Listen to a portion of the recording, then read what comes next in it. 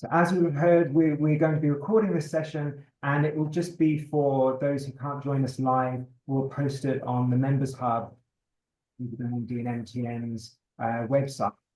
By all means, feel free, if you don't want to be on the recording, to turn your camera off at any point, or similarly, feel free to ask a question. When we have time for questions later on, we will let you know when things are open to questions being asked. Feel free to ask a question, but then just email us afterwards, and we can edit that bit out of the presentation. That's not in what we make available to other members to see. So we are here for a session on project fundraising, and we're going to be joined by the lovely Becky Pearcy from Arts Council England and the lovely Tilly Fletcher in the middle third. We'll be starting with Becky, and Tilly Fletcher from PRS Foundation will be joining us for the middle third, and then Amir Schonfeld will be joining us for the last third of the session to talk about his experiences as an applicant and recipient of project funding. So there'll be time for a presentation from Becky and then some questions to Becky if you have questions specifically about project funding from Arts Council England. And then there'll be time to ask Tilly some questions about PRS funding, and then some time to ask general questions and questions to Amir in the last section. I'm James Hadley, Executive Director from Musical Theatre Network, and we're co-producing Beam coming up soon. So if you haven't booked for that, don't forget to log on to Birmingham Hippodrome's website. The tickets are now on sale for the 15th and 16th of May. It's a very, very exciting lineup. Know the details soon. And do check out our most recent event about musicals that we hosted last week, that is now available on your Members Hub. So do if you weren't able to join us for that, do feel free to check that out. It's free to all MMD and MTN members now on the Members Hub. Before we introduce Becky and go into the Arts Council presentation, I'm going to hand over to Natalia from MMD. Hello, I'm Natalia from MMD. Just wanted to give you a heads up for those of you who are MMD members that we have 3 applications open this week, opportunities for you to apply for. So just if you haven't heard about those already, we have the Mercury Writers Barn, which is a 5-day retreat for female writers happening in June. It's the 3rd year we're running that. Do check that out if you're interested in meeting and spending a week with other female composers and writers. We have the Styles and Drew Mentorship Award, which is a year-long program of developmental support with George Styles and Anthony Drew that we run every other year. That's opening on Friday. And then we have Musical Bites, which we run with the Other Palace, which applications I believe are also open about now for about a month. So go to our website and have a look at those opportunities if you're interested. I'm going to hand back to James, and we'll start off with Becky, I think. Yeah, we'll start. So we're lucky to be joined by MMD and MTN's very own relationship manager, the lovely Becky Pearcy from Arts Council England's Midlands office. She's going to conduct around about a 10-minute long presentation to give you an overview on project funding, and then there will be time for you to ask questions. Sometimes I know we say you can put questions in the chat. With this one, we think if you wait until the end of that presentation and then use the raised hand icon to indicate you'd like to ask Becky a question, and there'll be that opportunity straight after this presentation. So without further ado, I'll hand over to Becky. Thanks so much for joining us. Thank you, James. Thank you, Natalia. Lovely to be here with you all today. Thanks for having me. I'm going to kick off straight away with the presentation, so we've got plenty of time for questions. And you'll have to excuse me if I just look to my right slightly, because I've got my notes on the side as well. So hopefully this will just give you a very brief overview of our open access funding programs, which is National Lottery project grants. And also I'm going to touch on another program called Developing Your Creative Practice. I think it's always good just to start off by saying we always get lots of great, fantastic applications that we can't support all of them. So hopefully this presentation and referring you to all the guidance and extra information will be useful to have the resources to make really strong applications. Next slide, please. So I'm sure most of you know, but just in case, Arts Council England is the National Development Agency for Creativity and Culture, and we distribute funding to individuals arts organisations and libraries and museums.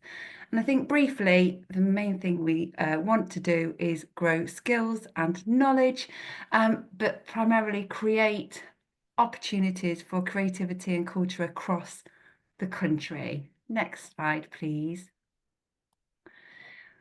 Arts Council has a 10-year strategy called Let's Create, which describes the changes we want to see. Excuse me.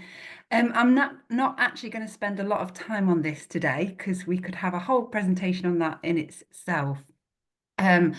So if you do want to find out more about that, please do look at the strategy on our website.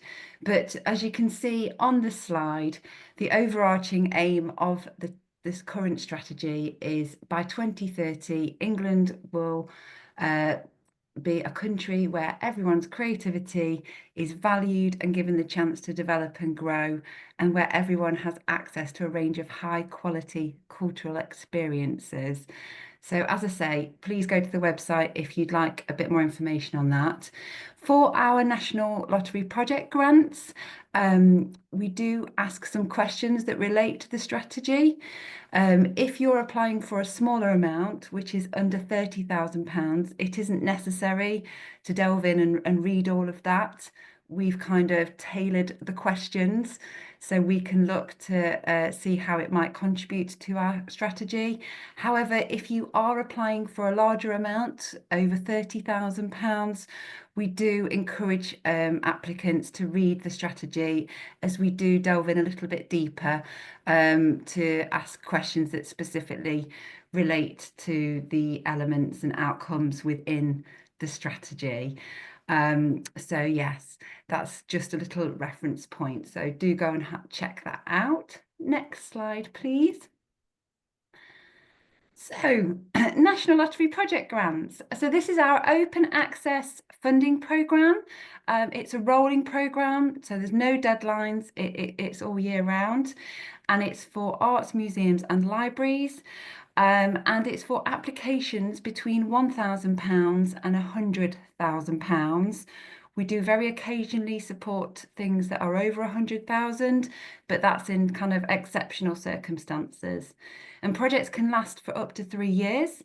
Applications can be for individuals or organisations, and they can be from professionals or from non-professionals, but it absolutely must benefit people in England. And it's very much in the title, we see it as project funding, so project that has a start and an end date, and obviously allowing people to experience or to take part in artistic work or museums or libraries activity. And it must involve one or more of our disciplines, which is all in the guidance, but that is the things like theatre, dance, digital art, museums, etc. And we want projects to have a positive impact on the people running them, the people experiencing them. And one of the main questions that we ask is, how will your project make a difference? And this can be an immediate difference, so supporting creating new work or delivering cultural activity, or it can be in the longer term, so supporting projects that might move things forward, develop practice or the sector or organisational development, for example. Next slide, please. So briefly, this is just some examples of types of projects. It's not an exclusive list. It can be really, really wide ranging. So I'm not going to talk too much here, but so it can be for research, making new work, putting on musicals, or performances, workshops or participatory types of activity, and touring work. And I suppose it's just useful to highlight here that we define touring as the same live activity going to 2 or more places. And I'll be referencing touring again later. Next slide, please. And this is just to highlight some things that we can't support, unfortunately. So the top one is that any projects that don't reach people in England, and we can't support things retrospectively, so things that have already happened or have happened before you will get your decision on your project. We can't fund schools or university courses, so we can support students and we can fund universities and schools as applicants, but that can't be for accredited courses or curriculum-based activity. It has to be an additional project with a kind of separate, start and end date, etc. This question comes up quite a bit. So we can't support ongoing business or running costs, unfortunately. So, and this kind of aligns to that a project is standalone. However, it's useful just to note we can support some contribution to running costs that are proportionate to the time that you spend on your project. And then this is just to highlight there's some other areas that don't fall within our remit because there's other types of, so cinema or fashion bodies that support that kind of work. Next slide, please. Lovely. So this just highlights the kind of timescales for how much you can apply for and when you'll hear, which is useful in terms of thinking about your budgets and the timing of projects. So if it's 30,000 or less that you're applying for, you will receive a decision within 8 weeks. And if it's over 30,000, it's a decision within 12 weeks. We do have designated funds for touring projects that are over 30,000 and for other particular projects which are over 100,000. And for these applications, it's just useful to note that there's a little pre-application process. You have to complete something called an expression of interest form to obtain permission to apply. And that process can obviously then add on to your timescales. So that's useful to note. Thank you. Next slide, please. Okay, so this very briefly just outlines the 4 sections of the application form. We'll just ask you some about your project, some basic information, and then a bit more detail about what you want to do, why you want to do it, and how you're going to do it. And we'll also ask, how you think you'll achieve that and what you're going to set out to do. And then secondly, the people and communities. So this section really helps us to understand who is going to experience your project, where they're going to experience it, and how they're going to experience it. And really, really important that we want to make sure that you know how you're going to achieve reaching people, and also how that your work is going to be inclusive and relevant to those people that are experiencing it. Then the 3rd section is all about your planning, so about managing the project, your budget, how you'll respond to risks and challenges. Now, you don't necessarily need to have had a lot of experience in that, but you just need to tell us about how you're going to do it so we can show that you've got a considered approach to that and that you've thought about it and thought about who you're going to work with, your partners, etc. And then the last section is about you or your organisation. So this collects information about your characteristics or the characteristics of your organisation. We use this in an anonymised way, so it's all data protected, but it really does help us see a clear picture of who we are supporting through project grants, and then we can identify if there's any gaps to support our advice giving and our decision making, to make sure that the projects that we do support really does try to reflect the diversity of contemporary England and the geographical spread as well. Next slide, please. Thank you very much. Now, we do have some specific priorities which have been informed by the data that we collect. And again, this just helps us focus where we give advice and also our decision-making processes. And it's really just to make sure that the projects that we fund reflect a broad range of people and places and projects. Our priorities are informed by the data that we collect about the programme. Excuse me. And we review this kind of very regularly, just so we can look to address some of the gaps that we can see. So, for example, we know that Black, Asian, ethnically diverse and disabled are quite underrepresented in project grants, and this is both as recipients and the beneficiaries of the work as well. And then we also have some places that we know that a lot of culture doesn't happen. So we try to look at ways where we can support culture in those places. And I won't speak about it too much now, but we sometimes do have some time limited priorities as well, which are all on our website that you can check out. Okay, next slide, please. So this very briefly just looks at the process of when you put an application in, there's going to be an eligibility check, which just makes sure the form is filled out properly and correctly, a risk check to make sure it's feasible, that the budget, timeline and plans are all kind of correct and look achievable.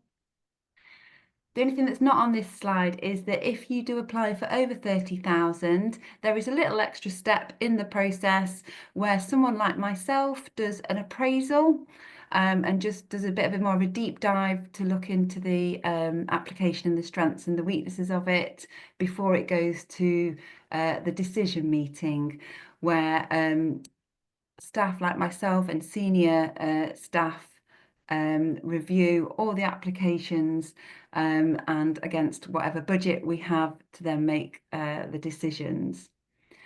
And then you get to know what your decision is. So next slide, please. Okay, I've just got a couple of slides on another fund, which is called Developing Your Creative Practice, or DYCP.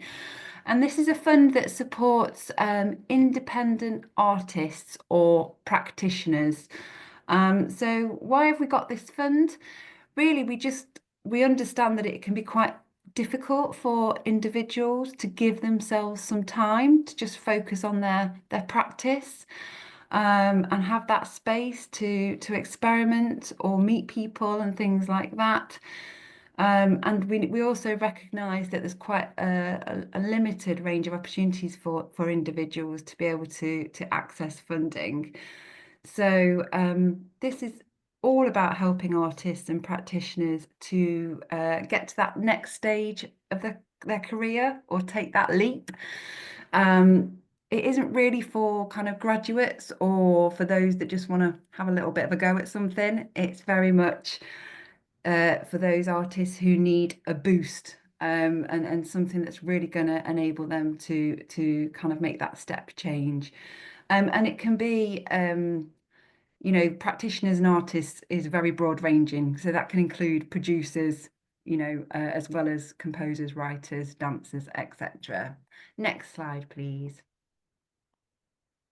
So they are small amounts of investment from £2,000 to £12,000. We normally have 3 rounds a year, although do look out, there's some changes coming, actually going to be announced this week, that might just reduce slightly, but it's still going to be an open programme, but you just need to check out when the dates are for applying. And it is primarily for individuals, although some small collaborating groups can apply. So really, it's just to say that the best applications here are those that focus on creative skills, knowledge and networks and how you can develop those. And it's all about you, your needs and your ambitions. So the only thing to just point out is it's not open for performers. So what we mean by that is performers who want to just perform someone else's work without having their own kind of development needs or creative input or leadership there. Next slide, please.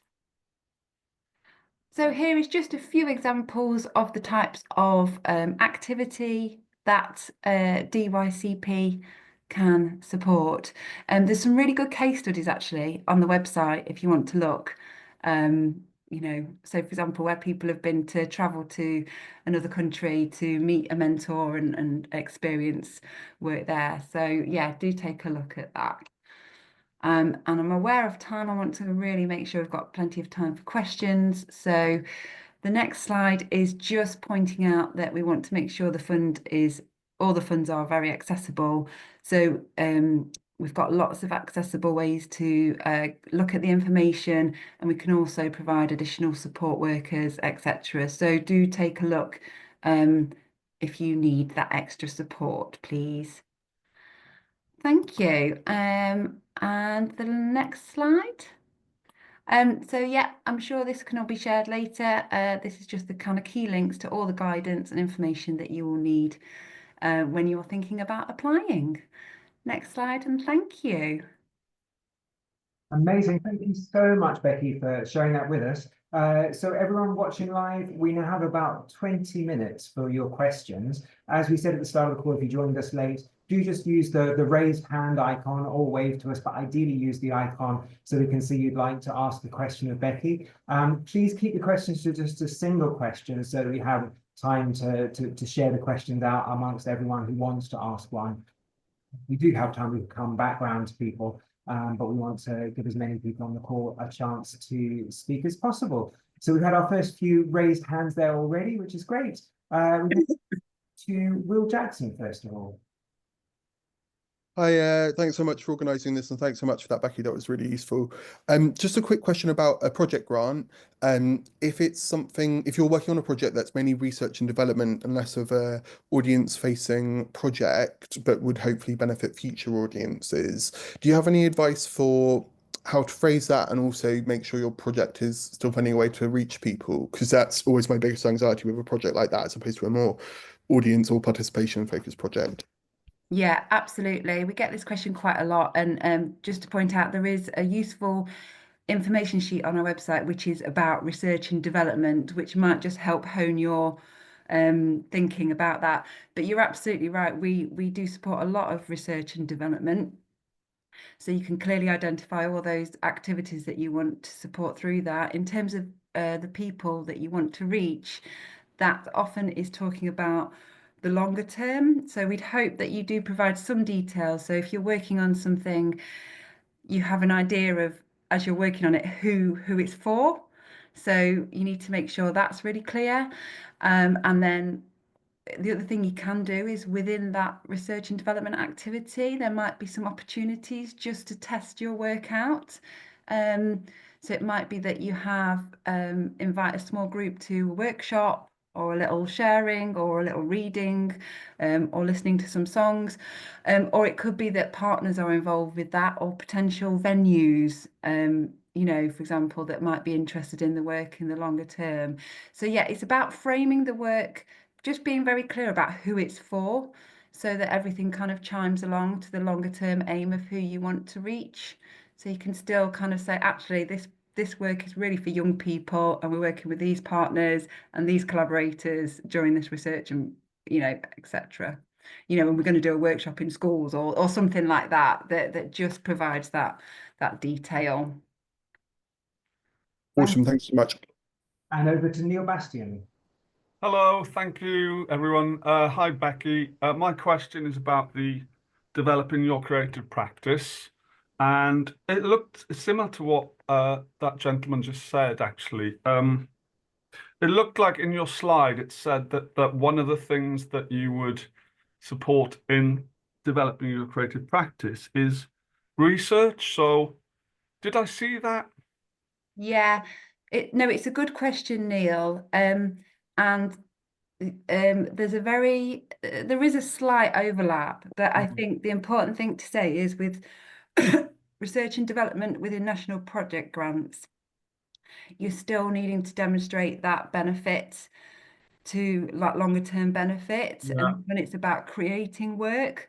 Whereas with developing your creative practice, it's very much just about you as an artist or practitioner, your needs, and developing you know, things to then take your career to the next level. Yes, I see. So even though it's still the same question, really. So would most of us have a day job. So if we went to developing your creative practice, would the amount be the equivalent to, for example, your wage, so that you could have a week or 2 weeks where you don't have to work? Is that the sort of thinking, or is it more to pay a trainer or pay a mentor?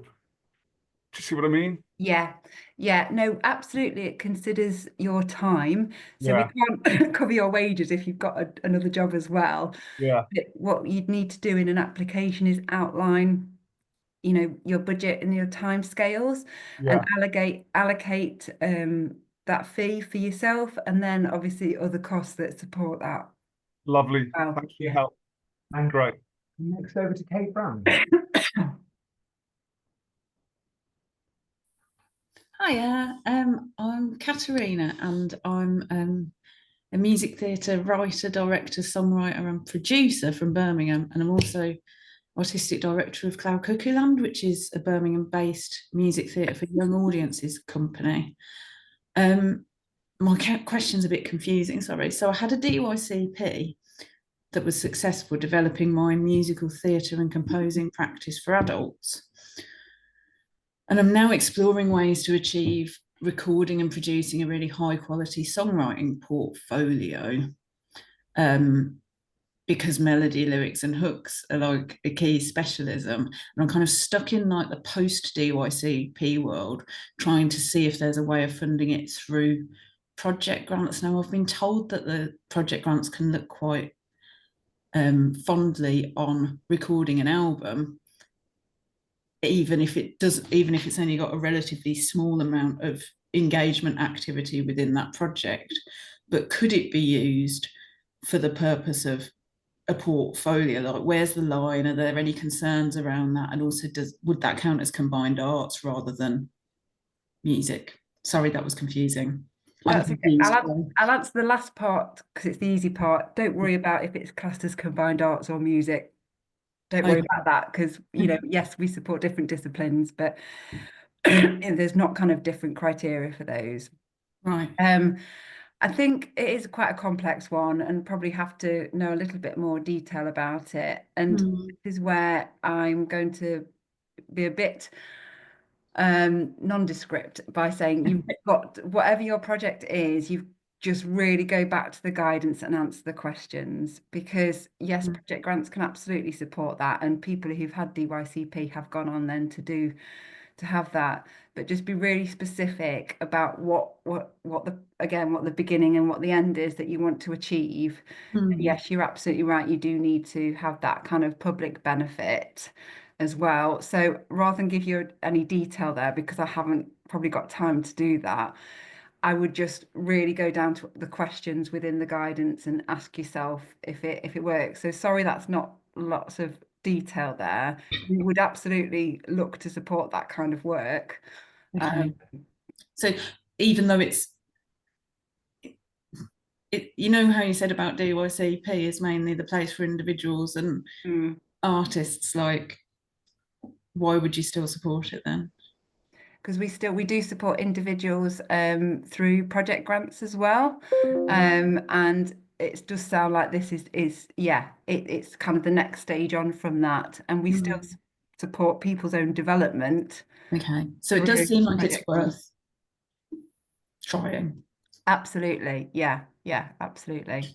Thank you. Sorry for being long. No, it's okay. It's a question that comes up a lot. Thanks. Katrina. And now Michael Brand.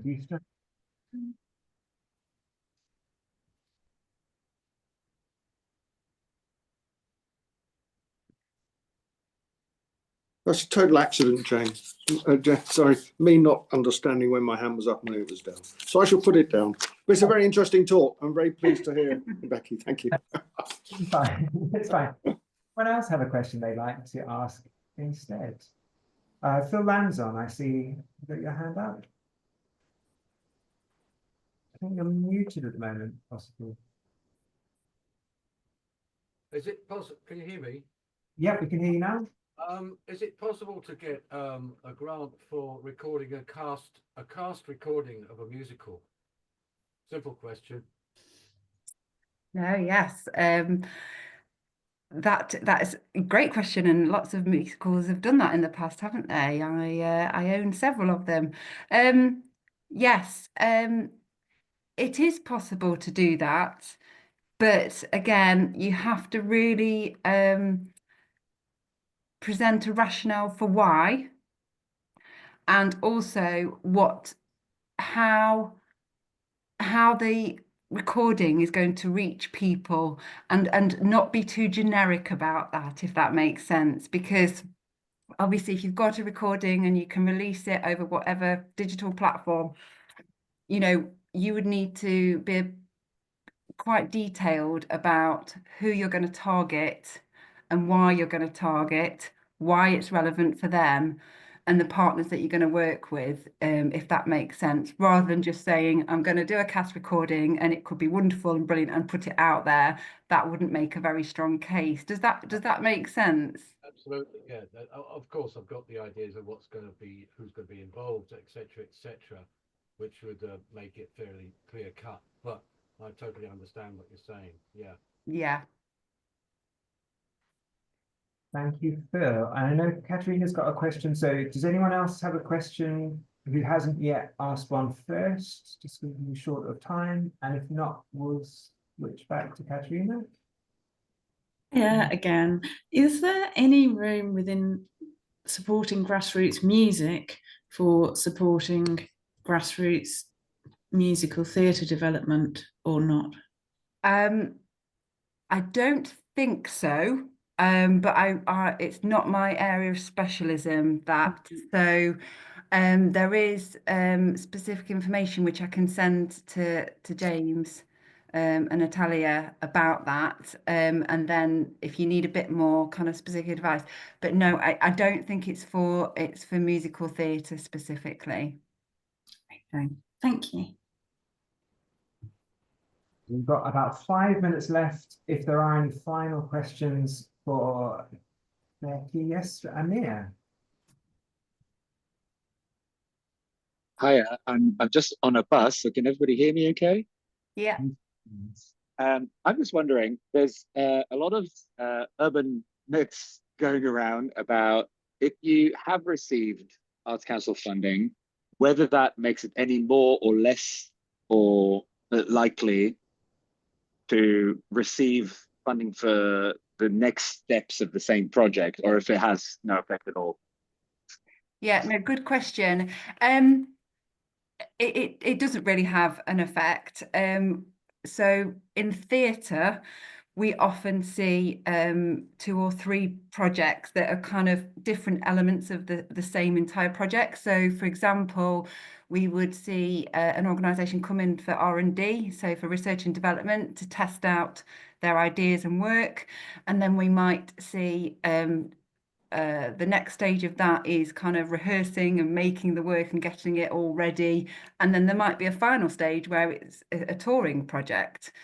And actually it can make a lot of sense to have them separately, because as the project process goes along, things are going to change and you're going to have a lot of things you're going to learn, etc. And also you're not necessarily at the research and development stage going to be able to finalise a tour. So it does happen quite regularly. And that's absolutely fine. There's no guarantees that each stage is going to get through, so that's always got to be factored into your timescales and budgets and contingencies. So yeah, it doesn't really have a negative or positive effect either way. I think the important thing is at each stage to tell us where you're at. And if you have done a stage before that, tell us your learning and how that's then informed the direction of travel of the project. That's great, thank you. So Amir, any final questions before we move on? We're all good. Thank you so much, everyone. Oh, Neil Bastian. Yeah, I guess, yeah. Would you say that the subject matter of the show has to have a specific audience that can therefore be satisfied or served, or whatever the word is, to receive Arts Council funding, whereas a show that could be enjoyed by anyone and everyone is probably less likely to get Arts Council funding. Yeah, interesting, Neil. Thank you. I think it's not that it's not interesting if it's a show or a project that's going to reach everybody and have appeal to everybody, because many projects do. Yeah. And so they should do as well. And you hope that it's going to reach a wide audience. However, what we're looking for in the an application form, it's always stronger if you're quite specific about who it's for. Yeah. And that's not that you're then kind of taken away from that it's for a wider audience. It's just that you're really clear about that idea, and also that whoever you're working with kind of is going to reflect that audience that you hope to reach. So again, using the young people example, you know, if you really hope, you know, what is the age group that you kind of are going to target it at? We really need to know that. Have they been involved in maybe your decision making, or involved in informing the kind of artistic work, or even collaborating with them, or have they done workshops to then inform your ideas? So it's that it's the stronger applications are always the ones that say we'd love this project to reach lots of people. However, these are the 3 or the 2 or the 5 real key target audiences that we're going to focus on and prioritize, and this is what we're going to do to support that. Fantastic. Yeah, great. Thank you. Thank you. And then we've got one final question, I think, from Katrina. Yeah, so if you run an organisation that's not an MPO, is there any way you can get a chat with a relationship manager, or is it just MPOs? It's a different relationship. So with MPOs, they are designated a relationship manager to look after their funds.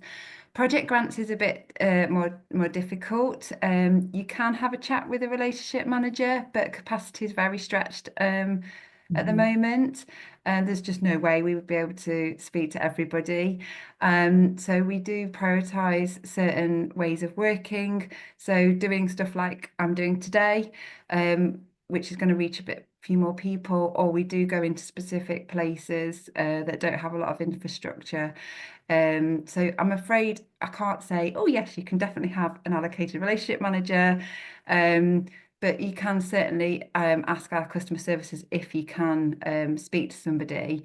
We have in the last few years really tried to improve our website resources, so there is a lot more detail, videos, information sheets, so that really everything should be there to enable you to put an application in. But obviously in a perfect world, with all the money and resources we'd love for the arts, then everybody could speak to somebody to support them to develop the project. But it's all the stuff, because there used to be a relationship, it used to be possible, and they'd say so much stuff that would never be in the guidance. Actually, it's all the well, that was quite a while ago, and I do think our guidance has improved incredibly and a lot more accessible, and hopefully more straightforward as well. But yeah, I mean, absolutely, I wish it's the best bit of my job when I'd get to speak to people, but unfortunately we can't.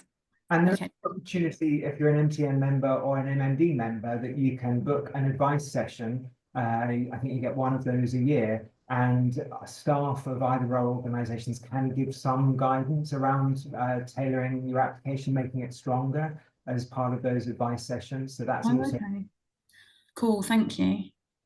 So thanks for your questions. We have to let Becky go now. As you said, lots of capacity challenges on every Arts Council employee's table there. So we've got to serve so many different parts of the sector. Thank you so much for sharing some of your time with us today, Becky. We really appreciate you fielding those questions. There's various people saying thank you in the chat. We really appreciate your time. Thank you very much. Hope to see some of you at Beam. Okay, bye-bye. And we're now introducing the lovely Tilly Fletcher, Grants Coordinator from the PRS Foundation. Tilly, if you would like to make yourself known on screen, there you are. Hello, hi everyone. Thanks so much, Tilly. And I believe you've also got a short presentation you're going to share with our live stream viewers and we're then going to open up for questions. Is that right? Is that so? That's something I can do my end. So yeah, Tilly, I've got it here if you'd like me to do it on my screen, if that's easier for you, and you can just tell me when to go to the next slide, or you can share your own screen. That would be great, actually, if you don't mind doing that. Sure. Should we go for it? Let's go for it. Yeah. See that? Yeah. Great. Cool. So yeah, we are the PRS Foundation, and if you go to our next slide, I thought I would start with our funding priorities. So the first is to support the creation, performance, and promotion of outstanding new music in any genre. So we are a new music funding charity. So if you are thinking of applying as, say, a lyricist or a book writer, you would need to do so in partnership with a composer, and ideally actually from the composer themselves, because our focus is on the music. I've just seen it says 111. So there you go. It should be 1, 2, 3 in terms of kind of order of importance. And the second is to enable the UK's most talented music creators to realise their potential. So we're very much focused on the impact of the music creator creatively and professionally. So very much wanting to see what the outcomes would be of the project on you professionally. And then finally, to reach audiences. So we are looking at who this project will reach in terms of, particularly I think in terms of numbers, but also in terms of where you are reaching people as well. Great, thank you. Cool, so our programs. So we'll start with the Open Fund. And this is really our flagship program, and this is where I would send most people because it's so broad. So we support all genres, backgrounds, and career stages. It's up to £5,000 of grant support, and we have 2 deadlines per year. And the next deadline is the 31st of March. So this fund will be opening, I think, on the 3rd of March. So it's kind of coming up. And yeah, this is the kind of broadest scheme we have. It is highly competitive. Yeah, I think on the last one, we were only able to fund 5% of applications because we had so many, but do persist. People sometimes apply, a few times before they get in, they come back for feedback and so on. But yeah, this is our broadest fund, and it can support any kind of new music creation. Has to be new, has to be original music. You can't be doing revivals. Has to be new music, but this could be for recording, creating, performing. We can fund some marketing, but only as a small percentage of the overall fund. So yeah, this is our Open Fund. I'm sure I'll have some more questions on this one. And then if you go to our next slide, we have Women Make Music, which is essentially identical to Open Fund, except for this is targeted at women and gender diverse music creators. And the deadline is exactly the same. They are at this point actually equally competitive, so it doesn't really make a difference if you are eligible for Women Make Music, which one you apply for. But if you apply to Women Make Music and you're unsuccessful, you can then apply to the next round of Open Fund. Whereas with Open Fund, you've only got 1 chance to apply per calendar year. So yeah, it kind of increases your chances, I suppose, generally.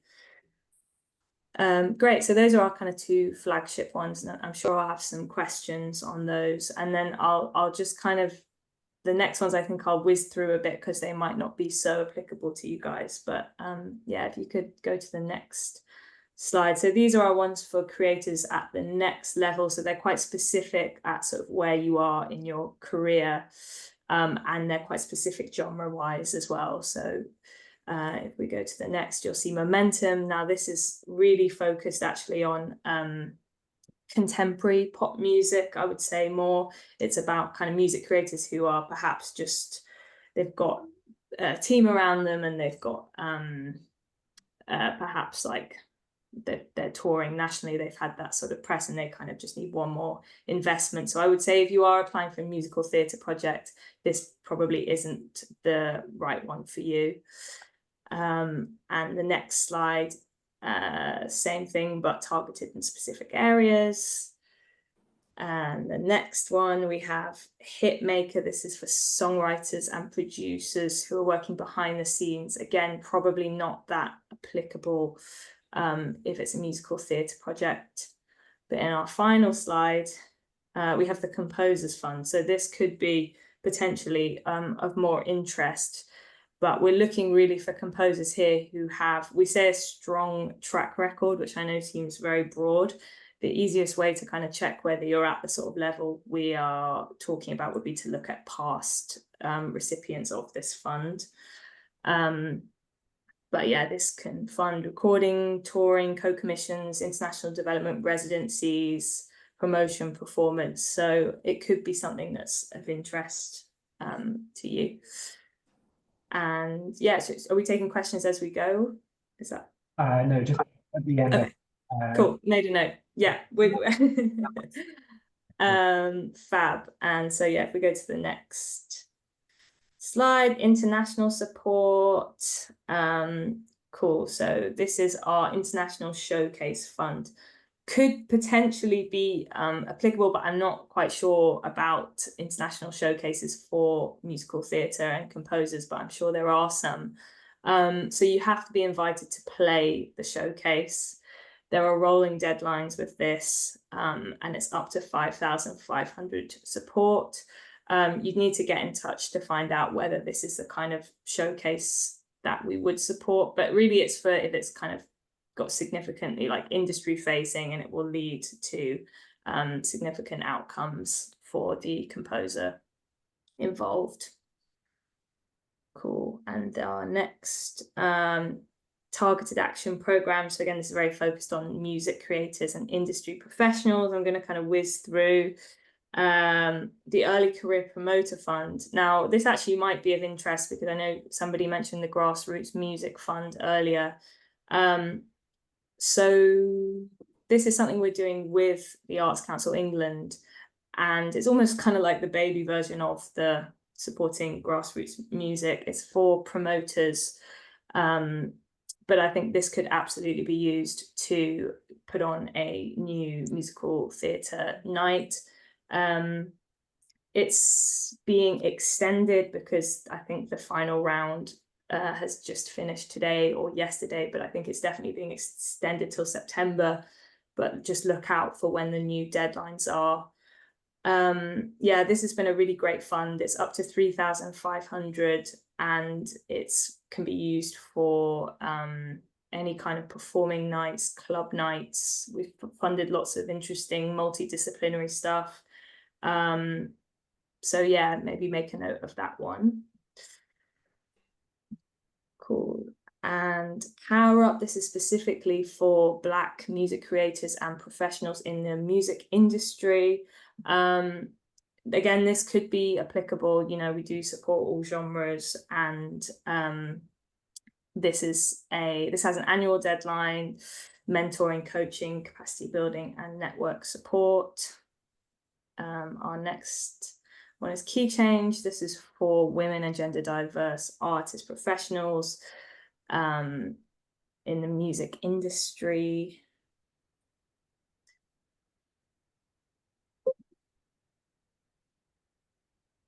Cool. How to apply. Okay, so most of everything I've said is on our website. This is kind of where I would lead people towards. You will have to do your application online via the portal. So we open for 4 weeks before the deadline. You won't be able to apply before that time. Your application will be assessed by industry experts, and then shortlisted applications will be discussed at decision panels. Decisions can be up to 12 weeks after the deadline, but it tends to be more like 6 to 8 weeks. And then, yeah, if you are successful, you'll receive part of your funding upfront and part once you've completed your project evaluation.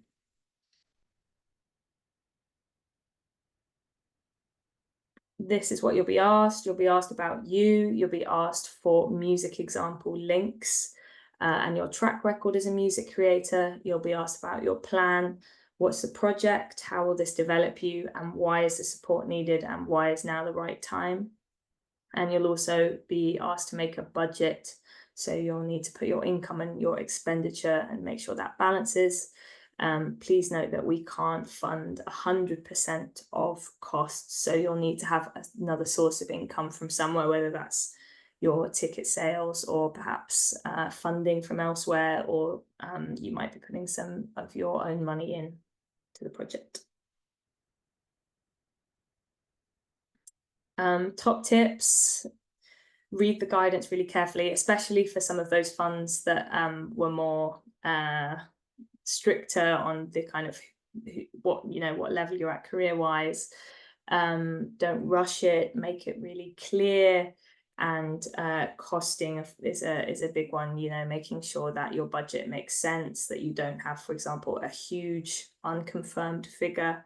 I think this can be an issue perhaps for musical theatre, because you might be looking for kind of a small bit of top-up funding for us, but you're waiting on a huge number from the Arts Council. And I think for us, it would be too much of a risk most of the time, I would say, to fund something if the project can only happen with another 30 grand from the Arts Council. Where to find us? So that's our website, prsfoundation.com. We do also try and get about to do funding workshops and advice sessions. We have a YouTube channel with lots of how to apply webinars with each fund, and then socials. We post a lot on Instagram, and those are the emails. info@prsfoundation.com is the best one, I would say, to get a quicker response on whether you might be eligible for something or if you want some further advice. Cool. And so, yeah, I'm sure there'll be some questions on that. So thank you so much, Tilly. Thanks so much for sharing that presentation with us. So yes, as before, if you have a question, please do just use the hand icon on your screen, or wave at us by all means, and we'll try and notice that as well. First, Katerina's been very patiently waiting with her hand up, so we'll go to you, Katerina. Hey Tilly, that was great, thank you. I was advised by somebody who's had PRS funding twice as an artist at the early career and the sort of next level, that and she does a lot of mentoring of emerging artists, and she said that actually the early career levels of the PRS funding are not that early career, and that really it's not worth applying unless you've already got management in place, which is, I know a lot of musicians and most of them don't have management in place, so that feels like quite not early career to me. So I wondered if you could speak to that, and especially given that the success rates are so low, sort of what's the threshold for it having a sort of decent chance of making it worth the work, basically. Yeah, I would say you definitely don't need to have a manager in place. I would say for the next level, yeah, you almost definitely do. But it's true that I think there's a gap for that sort of like early career, I would say. But I mean, what sort of are you working in musical theatre, or are you sort of speaking as a music creator here, or? Related to the PRS, if I were applying to Women Make Music, it would be as a songwriter, developing my songwriting specifically, either recording a portfolio or an album, or training, sort of all of that stuff is in the potential mix. So it's just like what sort of, and also because obviously the evidence of career progression within musical theatre is kind of totally different from if you're a gigging artist. Yeah, that's what I was asking that, because I think there would be a difference. I think they can recognize this, and the sort of people would be assessing you would understand the difference between, say, working as a musical theatre composer and working as a contemporary singer-songwriter. It's true that because it is so competitive, I think they do kind of measure that impact, that if you've got the funding, you know, is there going to be a kind of ready-made audience for the album? Is it going to perhaps, like, you know, gather interest and maybe some, you know, radio play and media, and are you going to play it at festivals or touring? And so can totally understand why that might not seem like early career to people, and it's actually been changed the name from early career to all career, I think, for that reason, to stop kind of misleading people. But yeah, I mean, I would say it depends. It's definitely good to judge whether it's the right time, because, you know, timing feels very crucial as well. They want to see why you've got this momentum behind you to kind of do that now. So it's evidencing reach effectively is a key factor. Yeah, it's reach and sort of professional development, I suppose, they're very big on. Yeah. Okay. That's really helpful. Thank you. Tilly, and over to Amy Claire Pascoe. Hello, hi Tilly. Thank you for this. I'm a PRS member, but my co-writer is Irish and registered with IMRO. Would we be eligible to apply either for, well, for, I guess, the Composers Fund, the Open Fund, or the Women Make Music Fund could potentially be good for us. We're planning a run of our new musical at the Edinburgh Fringe this summer. Nice. I think you'd be fine. I mean, I say this because the licensing ones always kind of trip me up a bit. I think if you're a member, the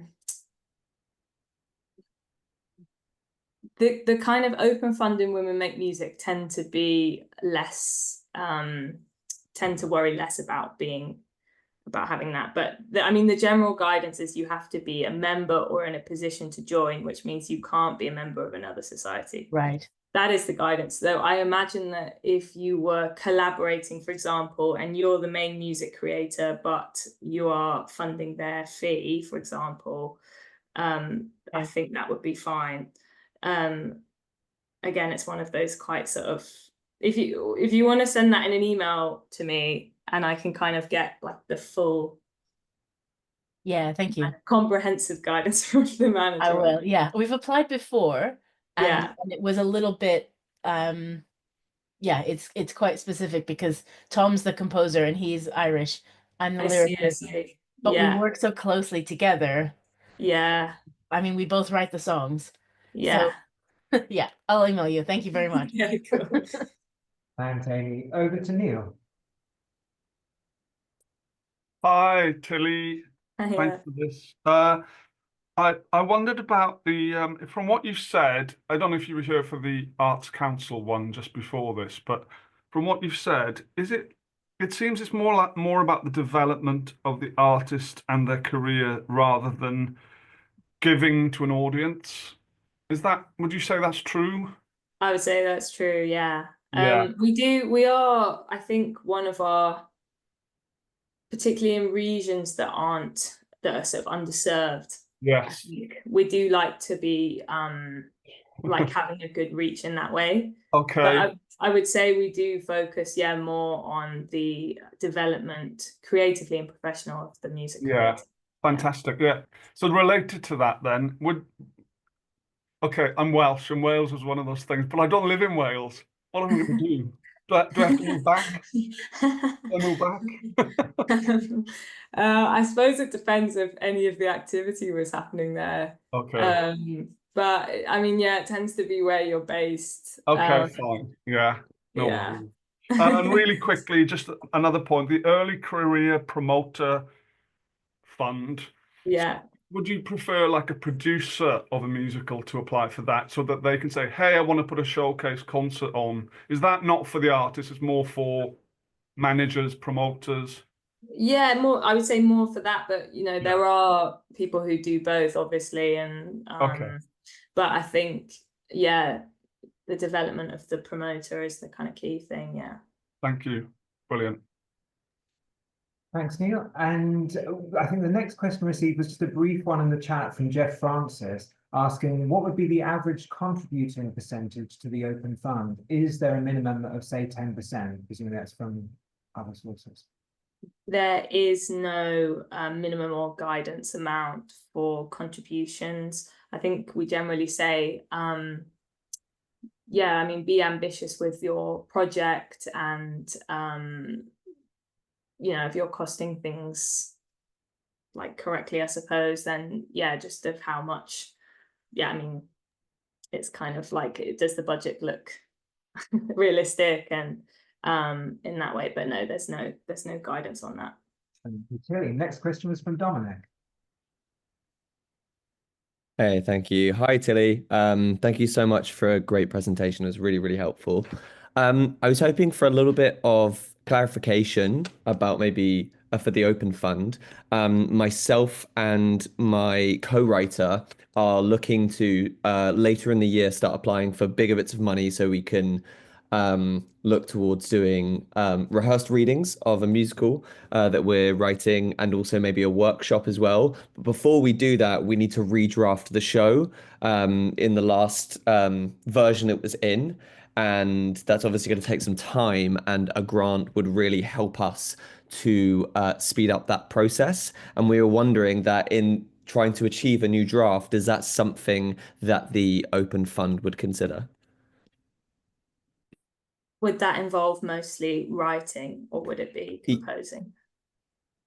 Both, a mixture of, yeah, because we do book music and lyrics all together. Yeah, I think the focus would have to be on the composing side of things. And I suppose because the grant amount is up to 5,000, it would be unlikely for example, for that all to go to budget, say, £5,000 just for creation time. They quite like to see a kind of overall project with different things happening. Yeah, so if we were to apply for it and say we do book music and lyrics, and we would like to apply for some money for the composing part of it, so we're not applying for a whole 5K just for that, we're applying just for a portion to support that part. Yeah, I think that would work. I would say on the whole, they do try and kind of meet the upper end, rather than say fund like lots of different, you know, smaller budget projects. I think just because they do like it to be quite ambitious as a sort of whole project, rather than kind of bitty in that way. But I think it would depend on how that works with the composing, like what you're exploring, what music creators you'd be working with. Are you going to do a sharing? Like, if you can kind of broaden it out in that way, because of the size of the grant, basically. Yeah. So if we maybe talked about as well, not just the composer side of it, but maybe bringing on a musical director and then bringing on an orchestrator and working with them, that would probably maybe strengthen the application if we're, you know, try to basically bring out the scope of the ambition of it. Yeah, potentially, though, I would be wary of it being a kind of commissioning grant, which is actually something I should mention, is that, like, I think because we used to have this open fund for organizations, which has changed, we've noticed quite a few organizations trying to use the open fund to commission. And because that's not what it's for, it doesn't tend to get that far in that way. So if, for example, you were to say, oh, we're going to spend like £3,000 on this, bringing in this musical director, it might look a bit like you're essentially commissioning. Do you see what I mean? Rather than applying as like the main music creator. Yeah, but I mean, if I see your conundrum. And yeah, I suppose if you think perhaps a bit about what you could do musically for the composer involved. Yeah. Great, thanks, Tilly. Thank you. And now Jolly. Hello. I'm not going to turn my camera on because I'm in a train station.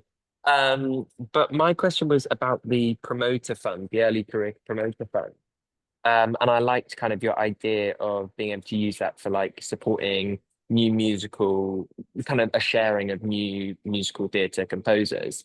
In terms of like who can apply, do you have to, you know, if you're a producer and rather than say a promoter, and I know they're quite similar things, is that okay, or would you need to kind of basically say you're a promoter?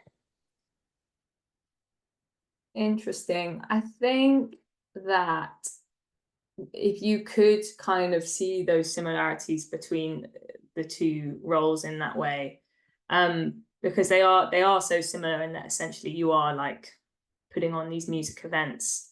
I mean, I think it would be absolutely fine, basically. Just thinking about though how you want to develop professionally in that way, that if you're putting on this night, bringing in these audience, perhaps are you trying to build something sustainable as well? That's another kind of big thing with the Promoters Fund is because it's about supporting grassroots music in that way. So like if it's a one-off, what will come of it in that way? It would be good development for you to as those kind of producing, promoting skills. But they're also interested in what you're giving back to, say, the musical theatre like community as well. So perhaps like thinking in that way that of building something sustainable for the grassroots scene as a whole, as well as just you developing as a producer promoter. That's really helpful. Thank you so much. Tilly, and then over to Ella Langley.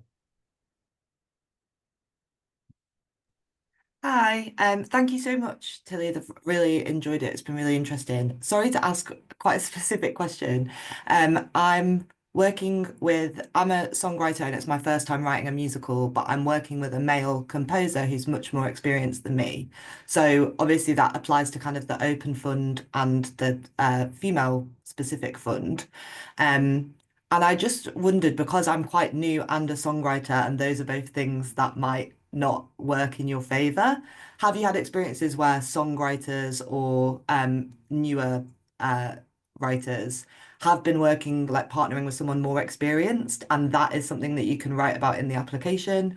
Or would you say that it's probably just better to focus the effort on the open fund with the composer applying? And my other very short question is, do you know when the deadlines are for later in the year if we aren't going to make the March ones? So to your first question, I think it would be the second thing of the main music creator applying. And I suppose they would have to be happy with, you know, if you get it once, you can't get it again. So they kind of have to be happy that that's their sort of thing that they're applying to. But it sounds like I mean, I know you had Arts Council before, that would be quite like perhaps a DYCP thing of you developing as a songwriter with a more established composer. I'm just going to have to actually Google the deadlines because I don't know them off the top of my head. 1 second. While Tilly looks for that, I'll just also introduce into the conversation Amir Schoenfeld, we invited to speak as well in the mix of this as a successful applicant of the past to share some of his experiences of applying. Amir, are you there?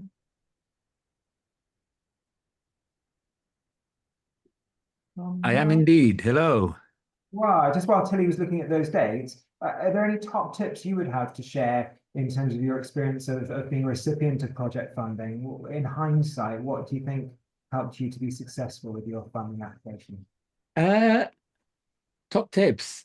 Well, the first kind of 3 things that come to mind. I apologize about my voice. I'm on the other end of a really bad cold and I just lost it for a bit. I guess one is persistence, because we've received, we as my partner Caitlin and I, we've received funding twice now for the development of our musical, twice in a row. But those were, I think, the 7th and 8th applications we put in.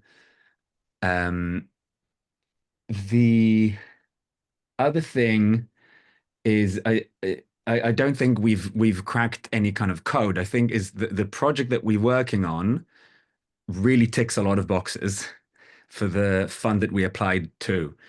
So I don't think there's like a magic point there. We're writing a musical called Otto Weit's Brush and Broom Workshop for the Blind, which is about a community of blind and visually impaired people and how they survived the Second World War.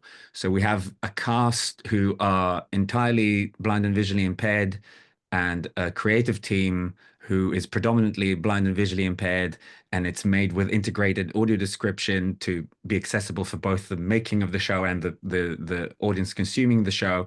So in that sense, it ticks a lot of boxes.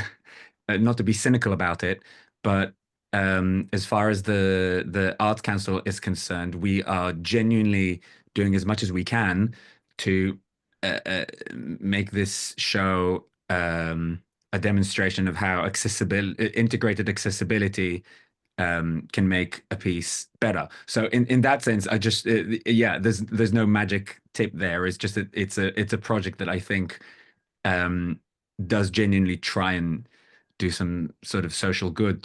So as far as Arts Council funding is concerned, which is what we got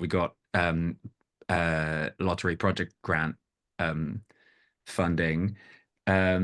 I think we have a strong case that the piece itself and the process of making it addresses a lot of the Arts Council's priorities. And I had a third thing, but it's now escaped my mind. If there's any other questions. You're really illustrating that, yeah, it's all about persistence, as you say, but also knowing your funders' priorities, as Tilly's been talking through the specific priorities. The more you're tailoring not just the same application, regardless of who you're applying to, the more you can show that it's a dialogue, that you're really listening to what they're looking for. I know from various conversations, people sometimes almost forget that it's not, please give me money for what I need. It's also, this is what I can give to you as a funder to help you achieve your priorities. It's a collaboration in some ways, that the funders are looking to achieve things as well with their funding. Yeah, and actually, to reply to that as well, we did apply to the PRS Open Fund as well, which we didn't get, and we got from both PRS and the Arts Council, we got a lot of really, really useful and really, really kind feedback. So I think that's another tip to even if you don't receive the funding, ask for the feedback, and we got really useful feedback. And one of the good pieces of feedback we got from the PRS Foundation was we were very much in Arts Council funding application mode, and a lot of our application kind of like emphasized the everything around accessibility with this project, and didn't quite illustrate how I as a composer would benefit from the funding and how it would actually advance my career. So it's having that kind of focus on what the specific funder is looking for, not just what you would use the money for. And just another piece of advice that I now think of that was really useful for us from the Arts Council is there are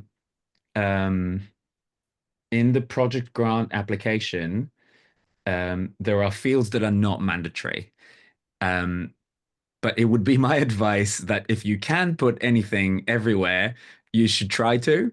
One of the pieces of advice we got for one of our failed applications, we applied to receive some funding to fund our Beam performance because we had a lot of access needs.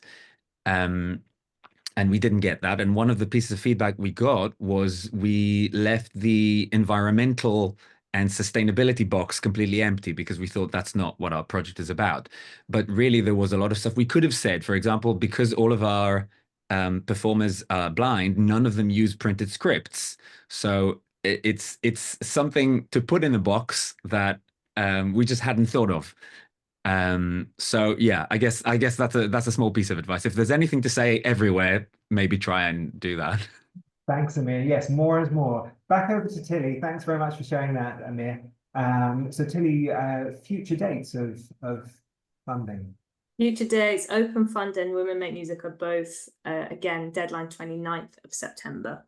So that'll be opening in September for the second round of the year. So thanks so much. And over to you, Katerina, who has had her hand up. Thank you. I just wanted to know about payment. I know that you talked about people putting in their own money. And I think whereas the Arts Council's expectation is that everyone should be paid union rates, I feel like it works a bit differently for PRS. And talking specifically about those early career funds, do you expect that artists will pay themselves? Do you expect that they'll pay other people? And for both of those things, what rates do you expect them to use? Because you can't do much for £5 on MU rates. Yeah. Yeah, I mean, we do, if people, we do like to see people paying themselves. However, you know, we also like to people to be realistic about their budget. We can offer up to £5,000, and it just depends on your project really, and how much your project is going to cost, and what's the best use of funding. Like, is it in this instance to pay yourself an MU fee, or is it actually to pay other musicians to come in who are gonna, or whatever, you know? I think it really does just depend on the project. But if you were like paying yourself living wage, would that be frowned upon, or would that be considered acceptable, or would it be better to just lie about the number of days and say it's an MU rate? It is hard to say without knowing what the project is. Like, if you were recording an album, then yeah, you would, I imagine, put your fee in for doing that. I think the costs are so high of doing these things, of creating an album, of releasing an album. As it happens, I think a lot of people would end up just paying that to like a distributor or something like that. Like, in terms of what we want to see, it's just a realistic budget, but we do like to see people paying themselves a fee. But yeah, is that, you know? But you don't have an insistence on MU rates. That's what I'm sort of trying to get at. No, because I know Arts Council, particularly with the bigger grants, DYCP, are very strong on making sure people are paying themselves. Yeah. I would say we don't have that kind of insistence. But if you saw someone paying themselves a bit, you wouldn't be like, ugh. If it was £5,000 grant and they're paying themselves £4,000 just to kind of, in those smaller funds, I would say. The bigger ones for the next level actually are quite different, because like for Composers Fund, for example, one of the things you can fund it for is like childcare and stuff like that. So in the bigger funds, it can be a lot more about, you know, you taking time off from work to do, you know, what you need to do. In the smaller funds, I think it's a lot more about best use of money for the project. There was you didn't finish a sentence there. You said in those £5,000 funds, if you paid yourself £4,000, and you sounded like you were either going to say that would obviously be ridiculously too much, or that would be fine. Oh, sorry. It would depend on what the project is, I think. But yeah, I think it would be if you were touring, say, and you pay yourself and you pay yourself the most of the fund. They'd want to see, okay, so how are you paying for the musicians' travel, all these other things, basically. So perhaps if you want to pay yourself MU rates, you've got to work out how much the budget's going to be overall. It's going to be over £5,000. How are you going to make up the rest of the money? I would say, yeah. So it's about realisticness. It's about realisticness above all, yeah. Yeah. But if you can, you know, if you can find funding from elsewhere in order to pay yourself MU rates, then that's great. Okay, thank you. I'm not imagining paying myself MU rates, by the way. Yeah, I'm not living in a kind of dream world. Katrina, rather. Any final questions? We've got about 10 minutes left, so if any further questions anyone has, either for Tilly about PRS Foundation application, or for Amir about his experiences of applying successfully for funding. Anything further that people haven't got around to asking? No silly questions. As in, there is no such thing as a silly question, so don't feel shy to ask one. Back to Ellen. Hi, this definitely might be a silly question, but it was just that you mentioned that you had good advice from the Arts Council, and I have always been under the impression that you kind of can't get feedback from the Arts Council. So I'm intrigued how you got advice after a rejected application. To be perfectly honest, I don't actually remember how that came about. I think they did email us and say, if you'd like, sorry, you didn't get this funding. If you'd like feedback, please book an appointment or something. And I had to book it like 4 months in advance or something. They did change it for project grants a not short number of years ago. It used to be that you couldn't, and then they changed it so that you could. But the other thing I'd say is I found the live chat on the Arts Council website incredibly useful. They reply very, very quickly. It's always a human being, and they pretty much always know the answer to your question. Right.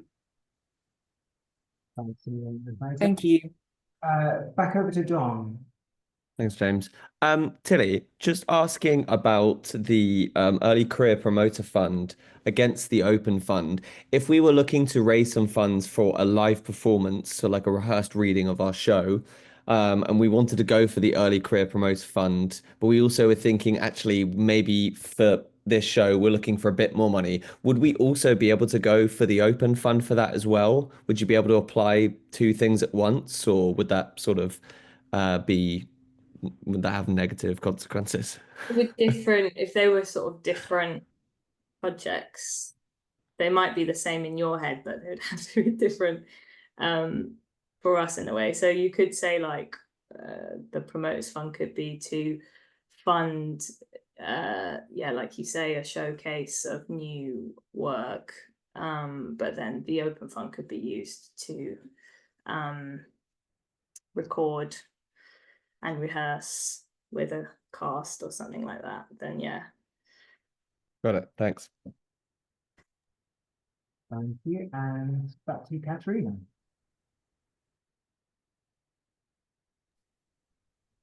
So I wanted to know if there's any access support available, either for the application process or like how the PRS views access support within a budget, or whether it's separate. Yeah, thank you for asking. So I was going to raise that as well. We don't have funding for application support workers, unfortunately. We just don't have the budget for it. We do have additional access budget for projects. So if you have funding that you would need for your accessibility throughout the project, you can add that to the budget and it will be additional. So you can go over the £5,000. So like the Arts Council, you just do your project budget within the £5,000, and then is there a ceiling on the separate access support? There isn't a ceiling on it, no. Actually, it would just be taken case by case. Thank you. Thank you. And we're just about out of time, so it's just like room for if anyone has one last burning question they haven't got to ask while we've still got Tilly and Amir. But otherwise, we might start to wrap up. Thank you so much, Tilly, for your time and for sharing those insights into the PRS Foundation. Really, really appreciate you doing this for the call. And thanks so much, Amir, for joining us in transit. Hey. Once at your destination as well. Thank you for sharing those useful insights as an applicant as well. Yeah, really appreciate your time. And thanks everyone for